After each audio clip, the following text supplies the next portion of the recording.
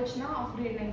We are from Ashrik School of Robotics and Backup. Today we are going to present our project Smart Plant Monitoring System. Plant needs water, sunlight, humidity and temperature to grow well. Sometimes we forget to water the plant. Our project is to solve the problem, automatically monitoring the plant and watering the plant.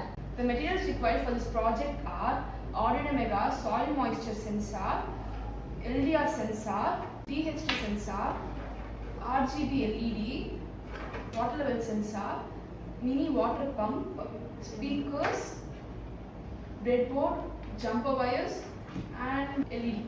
Soil is dry, the Arduino sends the relay, turns on the relay and waters the plant. DH11 sensor measures the humidity, LDR sensor checks whether it's a day or night or detects the sunlight, and RGB LED shows the condition of the plant. If the RGB LED shows green, the plant is normal, and the RGB LED shows yellow, the plant needs some water. If the RGB LED shows red, the plant needs more water and there is no sufficient water in the plant. So these are the conditions of the project we are doing. Thank you for listening to our project patiently.